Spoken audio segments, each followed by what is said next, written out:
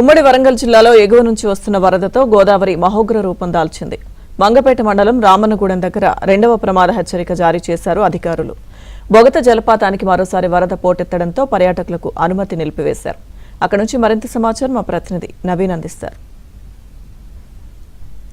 ఉమ్మడి వరంగల్ జిల్లాలో ఇవాళ వర్షాలు తగ్గుముఖం పట్టినా కూడా వరదలు మాత్రం వీడడం లేదు. ప్రధానంగా గోదావరికి వరద పోటెత్తుతోంది.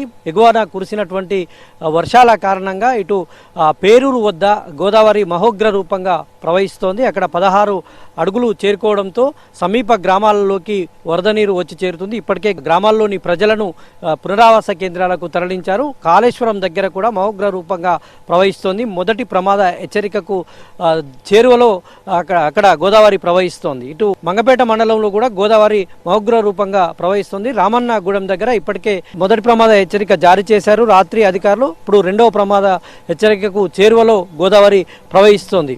అయితే ఎగువన కురిసినటువంటి వర్షాల కారణంగా గోదావరికి ఈ వరద పోటెత్తుతోంది. అయితే ఇటు గోదావరి సమీప ప్రాంతాల్లో అంటే పరివాహక ప్రాంతాల్లోకి అనుకొని ఉన్నటువంటి గ్రామాలన్నింటినీ కూడా ఖాళీ చేయిస్తూ ఉన్నారు అధికారులు. రాత్రి నుంచి రంగంలోకి దిగి పెద్ద సంఖ్యలో గ్రామాలన్నింటినీ కూడా ఖాళీ చేయిస్తున్నటువంటి దృశ్యాలు, అంటే వాళ్ళందరినీ కూడా ఖాళీ చేయించి పునరావాస కేంద్రాలకు తరలిస్తున్నటువంటి దృశ్యాలు కనిపిస్తున్నాయి. పునరావాస కేంద్రాల్లో ఇప్పటికే అధికారులు ఏర్పాట్లు చేశారు.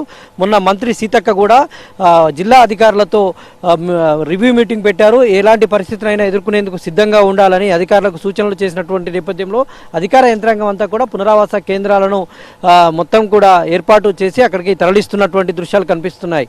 మరోవైపు బొగత జలపాతానికి వరద పోటెత్తుతుంది. ఎగువన కురుస్తున్నటువంటి భారీ వర్షాలకు చీకుపల్లి వద్ద ఎత్తైన ప్రాంతం నుంచి కిందకు దూకేదాన్ని బొగత జలపాతం అంటారు. బొగత జలపాతానికి కూడా మహోగ్ర రూపంగా ప్రవహించడంతో అక్కడికి పర్యాటకులకు అనుమతిని కూడా నిలిపివేసినటువంటి పరిస్థితి కనిపిస్తుంది. ఇక కాళేశ్వరం దగ్గర పుష్కర ఘాట్లకు కూడా భక్తులను ఎవరిని కూడా అనుమతించడం లేదు. ఎందుకంటే పుష్కర ఘాట్లపై కూడా నీరు ప్రవహిస్తుండడంతో ఎవరిని కూడా అక్కడికి అనుమతించినటువంటి పరిస్థితి కనిపిస్తుంది. అయితే ఇక్కడ వాజేడు మండలంలోని పేరూరు వద్ద గోదావరి పెరగడంతో చీకుపల్లి పెద్దగొలంగూడెం మధ్యన ఉన్నటువంటి అక్కడ బ్రిడ్జి నిర్మాణ పనులు కొనసాగుతూ ఉన్నాయి. దీంతో అప్రోచ్ రోడ్డు వరద దాటికి కొట్టుకుపోవడంతో 26 గ్రామాలకు రాకపోకలు నిలిచిపోయినటువంటి పరిస్థితి కనిపిస్తూ ఉంది. జయశంకర్ భూపాలపల్లి జిల్లా కాళేశ్వరం దగ్గర ఇప్పటికే ప్రధాన పుష్కర ఘాట్ వద్ద 9.930 మీటర్ల ఎత్తులో గోదావరి ప్రవాహం సాగుతోంది.